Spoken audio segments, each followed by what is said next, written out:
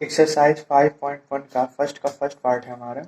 प्रत्येक किलोमीटर के बाद टैक्सी का किराया, जबकि प्रथम किलोमीटर के लिए किराया 15 रुपया है। प्रत्येक अतिरिक्त किलोमीटर के लिए किराया 8 रुपया है।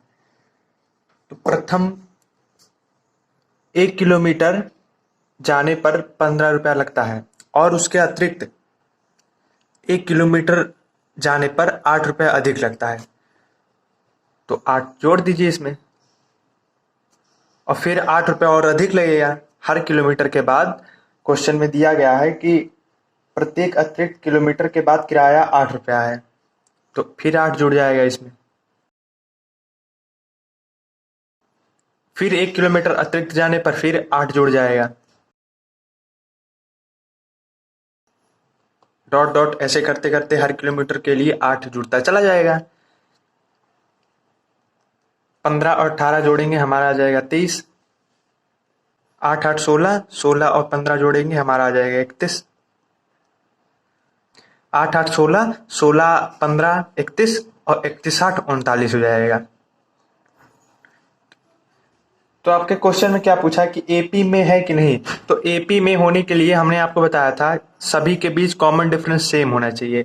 इन दोनों के बीच कॉमन डिफरेंस सेम होना चाहिए, यहाँ पर भी कॉमन डिफरेंस सेम होना चाहिए और इन दोनों के बीच भी कॉमन डिफरेंस सेम होना चाहिए। अगर ऐसी कंडीशन आती है तो वो सीरीज एपी में होती है। तो हम पहले डी निकालेंगे। तो दूसरे वाले में से पहला घटा देंगे, 23 में से 15 घटा दीजिए, हमारा 8 आ जाएगा। अब इन दोनों के बीच कॉमन डिफरेंस निकालेंगे। 31 में से 23 घटा दीजिए, हमारा आ जाएगा 8। इन दोनों के बीच भी कॉमन डिफरेंस 8 आया। अब इन दोनों के बीच कॉमन डिफरेंस निकालेंगे तो 39 में से 31 घटा दीजिए, हमारा 8 आ जाएगा। तो इसमें देखिए सब में कॉमन डिफरेंस 8 आ रहा है ना, मतलब कि एपी में है। अगर ऐसी स्थिति आ जाती है कि सब में कॉमन डिफरेंस बराबर हो तो वो एपी में होता है, क्योंकि इसमें कॉमन डिफरेंस सब में 8 8 है तो ये एपी में है। अगला क्वेश्चन है हमारा, किसी बेलन में उपस्थित हवा की मात्रा जबकि वायु निकलने वाला पंप प्रत्येक बार बेलन की शेष हवा का 1/4 भाग बाहर निकाल देता है। तो हम मान लेते हैं कि बेलन में उपस्थित वायु जो है x है, 1/4 वायु हमें निकाल दिया जाता है और फिर 1/4 भाग निकाल दिया जाता है। तो पूरा x है तो x में से 1/4 इसका कर दीजिए। 1/4 गुणे पूरा वायु कितना है, x है, यहाँ x लिख दीजिए। तो इसको सॉल्व करेंगे हमारा आ जाएगा 1/4 x। 1 का मल्टीप्लाई x में करेंगे x/4 आएगा। इसको सॉल्व करेंगे तो 4x - x आ जाएगा 3x/4। तो आया हमारा x, 3x/4। अब 3x/4 में से हम 1/4 वायु को निकाल देंगे, क्योंकि क्वेश्चन में आपके लिखा है कि प्रत्येक बार बेलन की शेष वायु का 1/4 भाग हम निकाल देते हैं।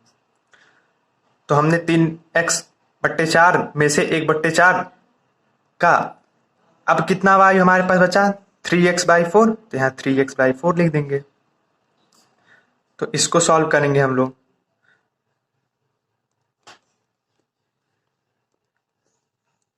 4 का गुणा 4 में करेंगे 16 आ जाएगा। इसका हर बराबर करेंगे, 3x में 4 से मल्टीप्लाई करेंगे और 4 में भी 4 से मल्टीप्लाई करेंगे, क्योंकि 4 × 4 16 होता है ना। क्योंकि हमको हर बराबर करना है इसलिए हमने 4 से ऊपर नीचे मल्टीप्लाई कर दिया। 4 × 3 12x/16 माइनस 3x, 12 में से 3 गया 9x/16 आ गया। तो हमारा सीरीज बन गया x, 3x/4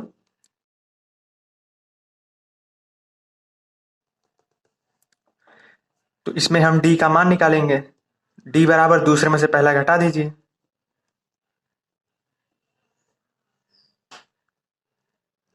तो -x/4 आ जाएगा। ठीक इसी प्रकार 9x/16 में से 3x/4 घटा देंगे। हर बराबर नहीं है, हर बराबर कर देंगे 4 से गुणा करके। 4 चौक 16 हो जाएगा। 9x/16 माइनस 4 3 12 बटे 4 चौक 16 आ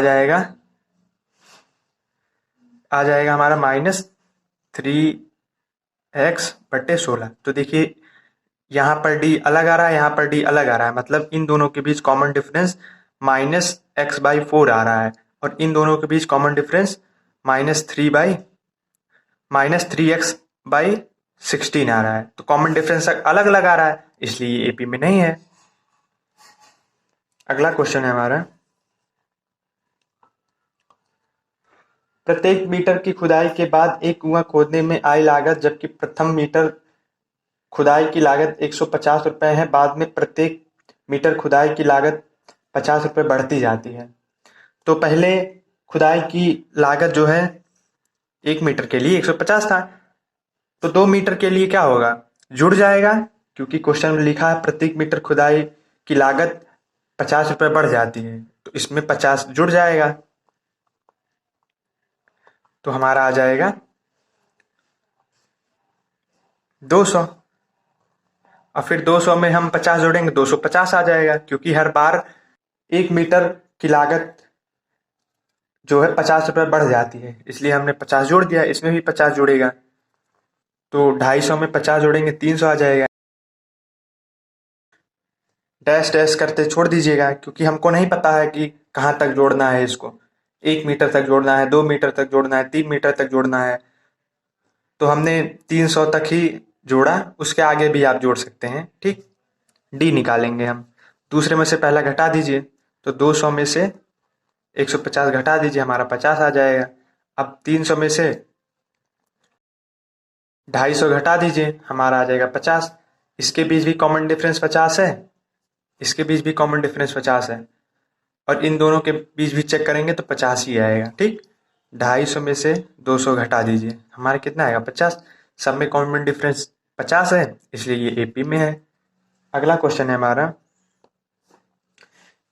खाते में प्रत्येक वर्ष का मिश्रधन 10,000 रुपए की राशि 8% वार्षिक दर से चक्रवृद्धि ब्याज पर जमा की जाती है। प्रत्येक वर्ष लिखा है ना, तो हम पहले एक वर्ष के लिए मिश्रधन निकालेंगे। तो मिश्रधन बराबर होता है मूलधन। मूलधन आपके क्वेश्चन दिया है 10,000, तो हम लिख देंगे 10,000 ब्रैकेट में 1 प्लस R इसमें दिया है 8, तो 8।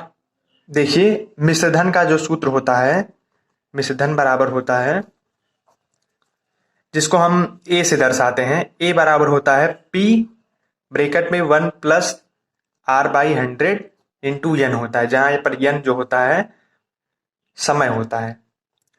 तो हमने देखिए यहाँ पर R था, हमने R का वैल्यू 8 रख दिया, क्योंकि क्वेश्चन में दिया है, अपॉन 100 लिख देंगे। N के जगह पर हम 1 लिखेंगे, क्योंकि 1 वर्ष के लिए निकालेंगे। अब कि हम 2 वर्ष के लिए निकालेंगे, तो यहाँ पर हम 1 लिखे थे, तो 2 वर्ष के लिए यहाँ पर 2 लिख देंगे। अब कि 3 लिख देंगे।